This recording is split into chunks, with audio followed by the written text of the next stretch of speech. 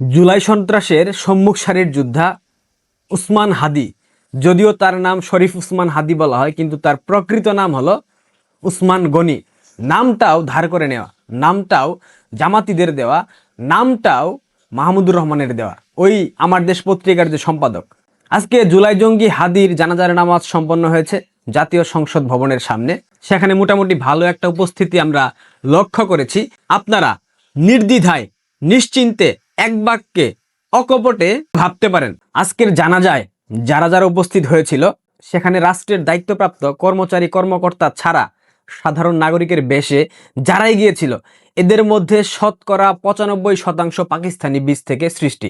এদের মধ্যে শতকরা 95% পাকিস্তানের দালাল, পাকিস্তানের মাল, এবং এদের 80% জামাতের প্রোডাক্ট। জামাত কি চমৎকার একটা গেম খেলে দিল। হাদিকে হত্যা করেছে কারা? হাদিকে হত্যা করেছে জামাত, সাদেক কায়েমকে ঢাকা 8 আসন থেকে নির্বাচিত করে বের করে নিয়ে আসার জন্য। হাদিকে হত্যা করেছে ফয়সাল করিম দাউদ খান, যে কিনা ভারতে পালিয়ে গেছে।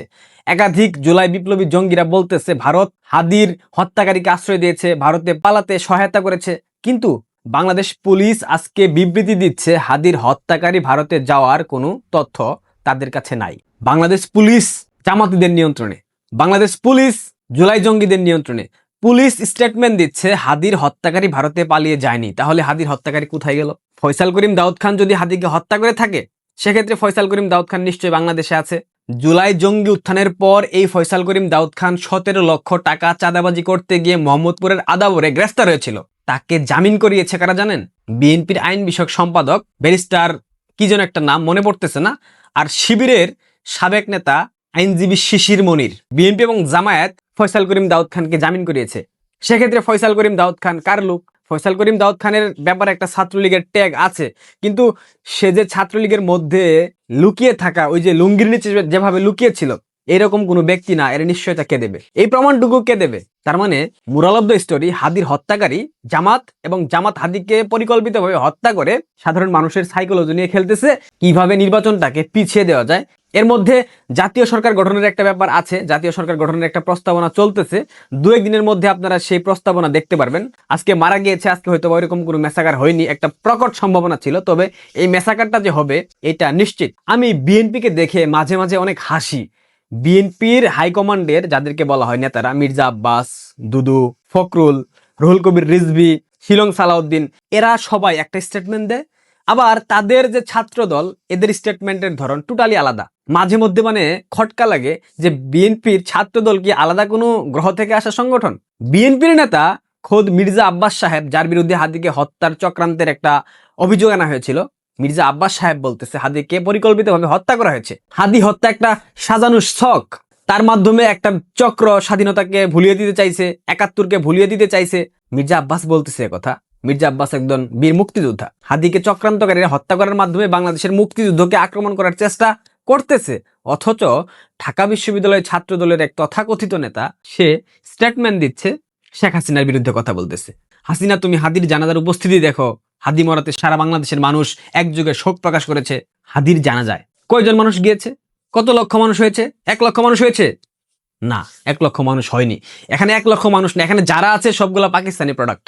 95% আপনারা লিখে রাখেন, এখানে ম্যাক্সিমাম জামাতের প্রোডাক্ট। এখানে কোনো সাধারণ মানুষ যায়নি, এখানে স্বাধীনতার পক্ষের কোনো মানুষ যায়নি। কারণ একটা সন্ত্রাসী, একটা জুলাই জঙ্গি, যার অশ্লীল অশ্রাব্য ভাষায় মানুষ বিরক্ত, খোদ বিএনপি বিরক্ত, ক্ষেত্র বিশেষে জামাতও বিরক্ত।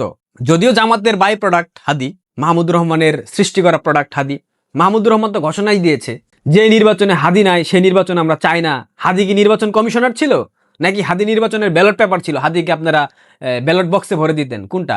এ ধরনের অবান্তর কথা, এ ধরনের চক্রান্ত বাংলাদেশে প্রতিনিয়ত হচ্ছে। সামনের দিনে আপনারা আরো চক্রান্ত দেখতে পারবেন। তবে আজকে হাদির জানাজায় অংশগ্রহণ করার মধ্য দিয়ে বাঙালি বুঝে গিয়েছে 71-এর পরাজিত শক্তির দোসর কারা, 71-এর পরাজিত শক্তির পারপাস সার্ভ করে কারা, 71-এর পরাজিত শক্তি আসলে কারা কারা, তাদের চেহারাগুলা জাতির সামনে চলে এসেছে, এবং তাদের সংখ্যাটাও মোটামুটি আমরা জেনে গেলাম যে এরা 71-এর চরম বিরোধী শক্তি। হাদি ইচ্ছা প্রকাশ করেছিল তাকে দাফন যেন তার পিতার কবরের পাশে করা হয়, কিন্তু এই জুলাই সন্ত্রাসীরা বিদ্রোহী কবি কাজী নজরুল ইসলামের কবরস্থানের পাশে তাকে দাফন করেছে। এইখানেও একটা নাটক। হাদির লাশকে কেন্দ্র করে একটা নাটক সাজানো হয়েছে। হাসনাত আব্দুল্লাহ লাশের গাড়ির উপর উঠে সংসদ ভবন থেকে ঢাকা বিশ্ববিদ্যালয়ের সেই মসজিদ প্রাঙ্গণ পর্যন্ত গিয়েছে। মানে নাটক দেখতে দেখতে মাঝে মধ্যে বলতে হয় নাটক কম করো প্রিয়। সব থেকে একটা বিষয় আমার কাছে খুব দৃষ্টিকটু লেগেছে, হাদি একটা জুলাই সন্ত্রাসী। হাদি রাষ্ট্রের কেউ না, হাদি রাষ্ট্রের কেউ না, আমি আবারও বলতেছি হাদি রাষ্ট্রের কেউ না, একটা জুলাই সন্ত্রাসী, একটা উগ্রবাদী জঙ্গি। হাদি হত্যাকাণ্ডের পর হাদির লাশ বাংলাদেশের জাতীয় পতাকা পেঁচিয়ে আনা হলো, হাদির কফিনে বাংলাদেশের জাতীয় পতাকা তুলে দেওয়া হলো, অথচ সুদানের শান্তিরক্ষী মিশনে বাংলাদেশ সেনাবাহিনীর যে 6 জন অফিসার মারা গেল তাদের লাশটা রশি দিয়ে বেঁধে পেঁচিয়ে নিয়ে আসা হলো, অথচ তারা জাতীয় পতাকার সম্মানটুকু পেল না। হাদির থেকে এই 6 জন সৈনিক কি গুরুত্বপূর্ণ ছিল না রাষ্ট্রের জন্য? তারা বাংলাদেশের ভাবমূর্তি উজ্জ্বল করার জন্য সুদানে গিয়েছিল শান্তিরক্ষী মিশনে। তাহলে এই 6 জন সেনা কর্মকর্তার লাশকে কেন জাতীয় পতাকা দিয়ে পেঁচানো হলো না? কেন তাদেরকে রাষ্ট্রীয় সম্মান জানানো হলো না? কোথায় চলতেছে দেশটা? কাদের নিয়ন্ত্রণে চলতেছে দেশটা? সুদখোর ইউনুস কিভাবে হাদির জানাজায় গিয়ে একটা রাজনীতি করে আসলো? হাদি নাকি এইটা, হাদি নাকি ওইটা। আর একটা জুলাই সন্ত্রাসী রে ভাই, একটা জুলাই সন্ত্রাসীকে নিয়ে তো মাতামাতির কিছু নাই। অবশ্য দেশদ্রোহী স্বাধীনতা বিরোধী শক্তি পাকিস্তানের পেতাত্তারা হাদির মতো জঙ্গিকে নিয়ে নাচানাচি করবে, এটা আমরা আগেই জেনেছিলাম। আপনারা সবাই সাবধান থাকেন, খেয়াল রাখেন, সজাগ থাকেন। বাংলাদেশে এক অস্থিতিশীল পরিবেশ সৃষ্টি হবে। আগামী 72 ঘন্টা বাংলাদেশের মানুষের জন্য অনেক বেশি গুরুত্বপূর্ণ। আবারও বলতেছি, এই 72 ঘন্টার মধ্যে অনেক ঘটনা ঘটবে, বিএনপির সাথে অনেকগুলা কনফ্লিক্ট হবে। এখন বিএনপি এই অবস্থা থেকে বাংলাদেশকে পরিত্রাণ করার একমাত্র মাধ্যম এই মুহূর্তে, যদি বিএনপি এটা না বোঝে তবে বিএনপির কপালেও অনেক শনি আছে। বিএনপি যদি ভেবে থাকে নির্বাচনী বৈতরণী তারা খুব সহজে পার হয়ে যাবে, তবে তারা সেটা ভুল ভাবছে। এরকমটা হবার সম্ভাবনা নাই। বাংলাদেশের মানুষকে ধন্যবাদ, হাদিকেও ধন্যবাদ, কারণ হাদির জানাজার মধ্য দিয়ে আমরা দেশদ্রোহী পাকিস্তানের পেতাত্তাদের চেহারা দেখতে পেলাম। ভালো থাকবেন, ধন্যবাদ।